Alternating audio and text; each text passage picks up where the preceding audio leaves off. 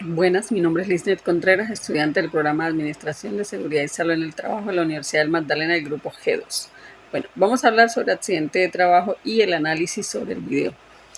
Se dice que accidente de trabajo es todo suceso o hecho súbito inesperado que ocurra en los lugares de trabajo. Este se puede dar por condiciones inseguras pues, en el sitio de trabajo, puede requerir atención médica y debe ser reportado. Pero la ley 1562 nos ofrece otra definición que dice que es un suceso repentino que sobrevenga con ocasión o causa al trabajo que pueda producir una lesión orgánica o perturbación funcional o psíquica, invalidez o incluso hasta la muerte. Hay una serie de eventos que son considerados como accidente de trabajo, que es aquel que se produce durante la ejecución de órdenes por empleador, contratante durante la ejecución de la labor y bajo su autoridad. Durante el traslado de los trabajadores o contratistas desde su lugar de trabajo hasta su vivienda y viceversa, siempre y cuando pues el transporte lo suministre el empleador. En ejercicio de la función sindical, este debe encontrarse en ejercicio de su función sindical para que sea considerado accidente de trabajo. Aquel que se encuentra en actividades deportivas o recreativas también debe ser en representación de la empresa o de la contratista o trabajadores en misión. Necesitamos definir si es accidente de trabajo o no cuando una persona se traslada de una ciudad a otra. ¿Cuál es su importancia? La ley 1562 del 2012 es clara al decir que es accidente de trabajo aquel que se realiza durante el traslado de un lugar a otro, siempre y cuando el transporte lo suministre la empresa. Esa es la condición.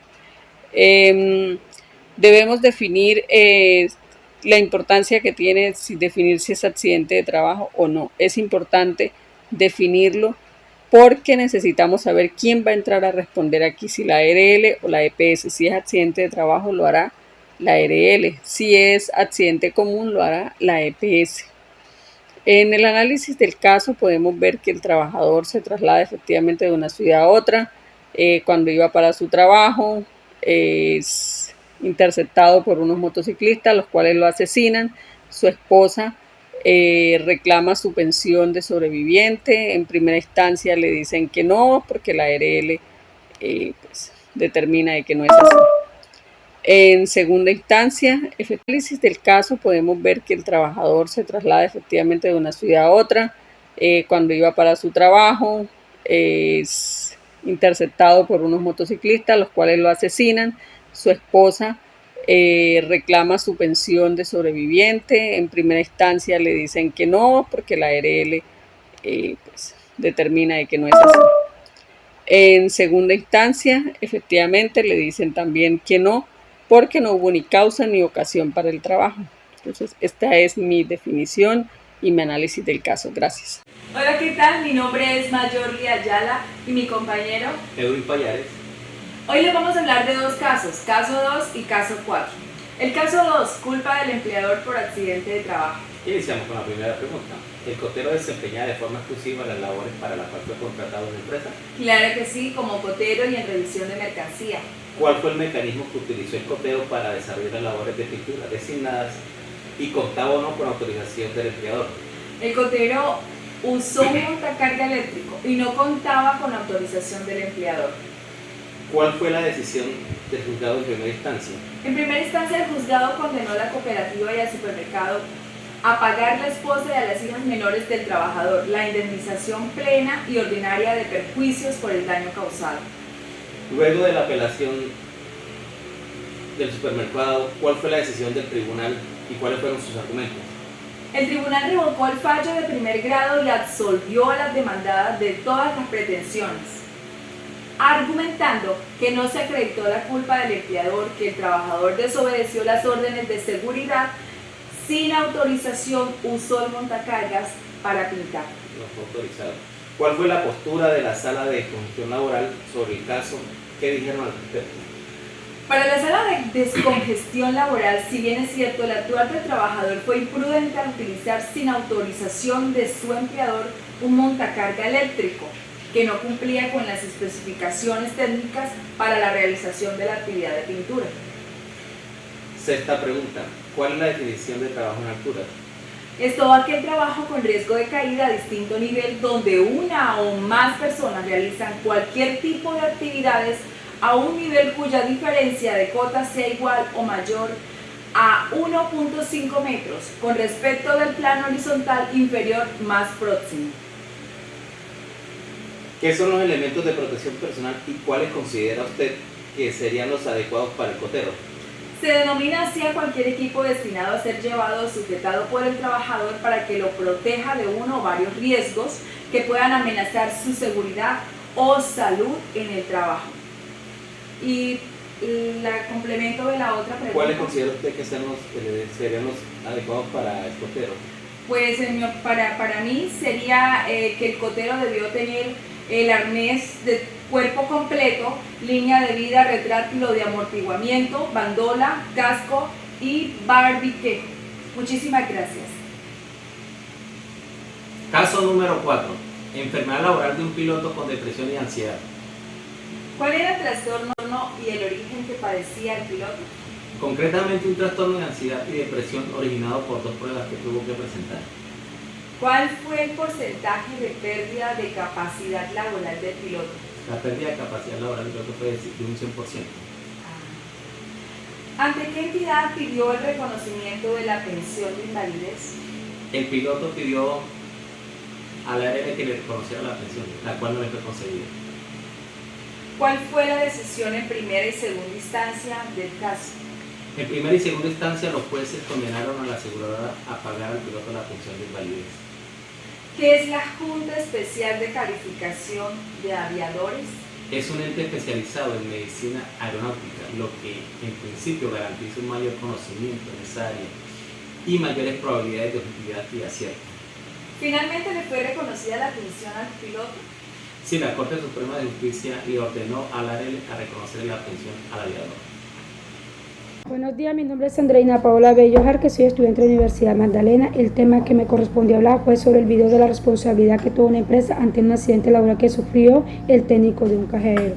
Dicho técnico se encontraba laborando con esa empresa hace aproximadamente 5 meses y fue trasladado hacia otra ciudad para hacer mantenimiento a un cajero. 1 hora después de haber iniciado su labor, al alzar la tapa de seguridad del cajero, se activa la alarma de aturdimiento, generando al trabajador sordera momentánea y confusión. El trabajador le informa al empleador lo sucedido y este le notifica que debe terminar su jornada laboral. ¿Cuál fue el accidente de trabajo que sufrió el técnico?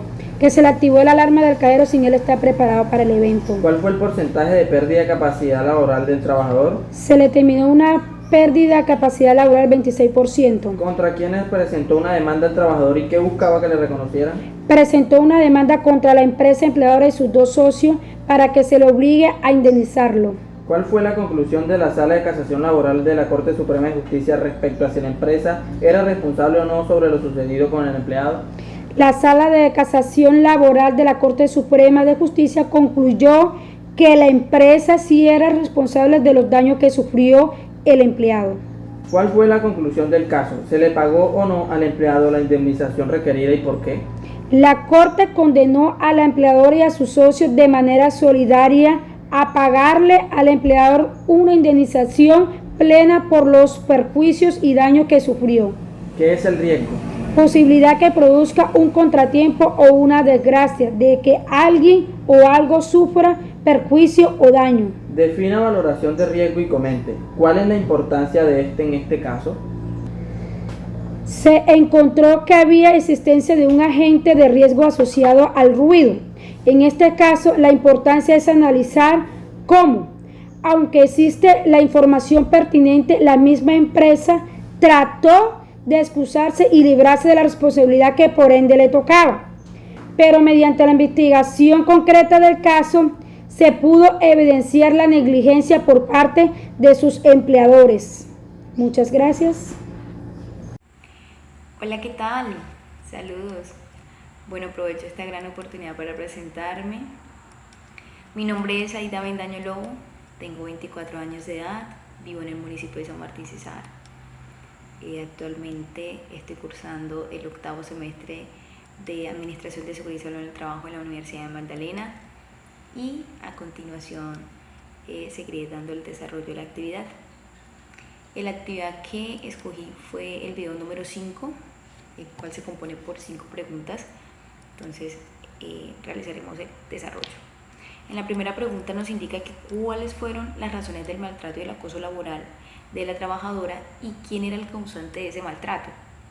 Pues la respuesta es la siguiente: se reconoce que fue por razones de género, por ser mujer y por su lugar de nacimiento. Y quien era el causante de ese maltrato era el vicerrector de esa universidad. La segunda pregunta nos dice que si a la docente le renovaron el contrato y si contaban con el permiso del Ministerio del Trabajo. Lamentablemente no le renovaron el contrato y tampoco se contaba con la autorización del Ministerio de Trabajo. La tercera pregunta dice que cuál era el propósito o qué buscaba conseguir con la presentación de la demanda laboral. Ella buscaba perseguir o conseguir su reintegro laboral, el pago de sus salarios, las prestaciones y por supuesto sus aportes a la seguridad social. La cuarta pregunta dice que cuáles fueron las conclusiones de la Corte respecto al caso. La Corte concluyó que la mujer sí sufrió un maltrato laboral que le generó enfermedades psiquiátricas de forma grave. También se demostró que esa afectación a su salud mental, que disminuyó su capacidad laboral, era perfectamente conocida por la universidad cuando decidió no renovar su contrato, ¿sí? Que se apartó, se desinteresó, se liberó por quien le había brindado 15 años de sus servicios. Eso es lamentable. La quinta pregunta dice que ¿qué se menciona respecto a la salud mental? Bueno, dice que la salud mental, los daños a la salud mental son internos e imperceptibles, ¿sí? Hasta que el trabajador afectado no logra esconderlos y se hacen evidentes, como sucedió en este caso, donde la mujer era una y luego fue otra tras sufrir el hostigamiento de su jefe. Entonces, en conclusión, podemos entrar en contexto de que su afectación fue por medio de estos maltratos de su jefe, y pues obviamente les llevó a generar consecuencias muy graves para su salud, y pues esperamos que la trabajadora haya continuado con todo su proceso de recuperación y pues que en estos momentos se encuentre muy bien. Esta es mi presentación. Muchísimas gracias por esta oportunidad.